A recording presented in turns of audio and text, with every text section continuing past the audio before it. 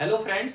जिन लोगों के कान में पस आती है उनमें दो तरह की बीमारी होती है। एक होता है सिंपल पर्दे के अंदर छेद होता है और एक होती है हड्डी गलने की बीमारी। तो मैं आज आपको कुछ स्पेशल चीज दिखा रहा हूँ जिसके अंदर जो हड्डी गलने की प्रॉब्लम है उसके अंदर हम उसको कैसे हम सर्जरी से बीमारी को ठीक करते हैं। तो इस वीडियो को पूरा आखिर तक देखिएगा। इसके अंदर बहुत अच्छी चीजें दिखाई गई है जिससे आपको जो हड्डी के ऑपरेशन में होने वाली एंजाइटी यानी टेंशन जो है वो काफी हद तक रिलीव हो जाती है। जैसे सपोज करिए ये आपका कान है।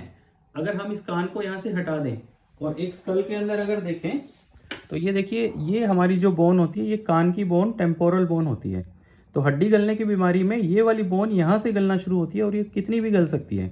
अब इस स्कल में से अगर मैं इस बोन को अलग निकालूं तो ये देखिए, ये बोन इस टाइप की बोन होती है कान की जो गलने लग जाती है।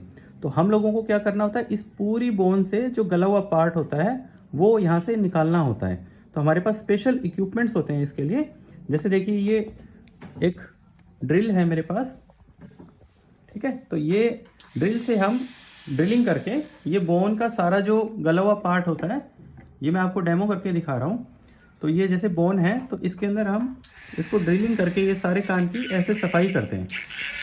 2.5 से 3 घंटे की सर्जरी होती है।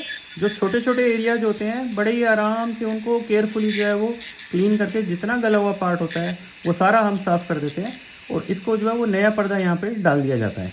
तो ड्रिलिंग से सारे कान की जो है वो सफाई करी जाती है।